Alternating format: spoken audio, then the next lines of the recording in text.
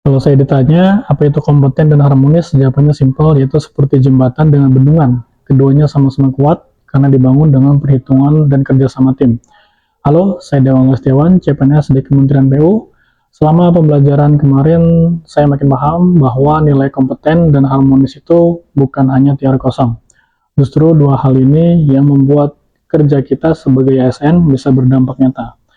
Kompeten artinya menguasai bidang kerja kita, bukan hanya dari buku, tapi dari praktek dan juga problem nyata di lapangan. Harmonis itu ketika kita bisa kerja bareng dengan berbagai karakter manusia dari lapangan sampai meja rapat tanpa drama. Saya berasal dari latar belakang teknik sipil yang memiliki pengalaman kerja sebelumnya. Awalnya saya juga merasa bahwa saya sudah cukup mengerti tentang hal-hal di bidang teknik sipil. Tapi ternyata lingkungan kerja di Kementerian PU mengajarkan saya semua itu nggak cukup. Semuanya harus tumbuh, dan waktu belajar bareng dengan rekan-rekan dari daerah lain, saya pun juga sadar. Perbedaan cara kerja bisa jadi kekuatan kalau kita saling mendengarkan satu sama lain. Itu harmonis versi saya. Menurut laporan BPS tahun 2023, Indeks Profesionalitas ASN Indonesia baru mencapai 72,4 poin dari target ideal 80 plus.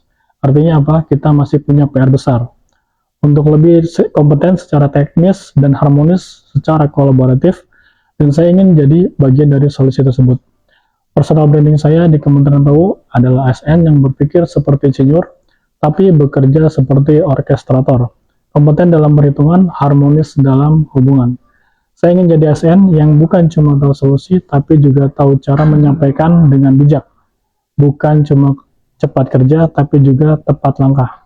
Saya percaya membangun Indonesia itu bukan kerja satu orang, tapi kerja kita semua, yang harus tahu kapan belajar, kapan harus mengalah, dan kapan harus maju bareng. Saya Dewan Lestiawan, CPNS Kementerian PU, siap belajar, siap berkolaborasi, siap jadi ASN yang berkompeten dan harmonis. Bukan cuma untuk kementerian, tapi juga untuk Indonesia.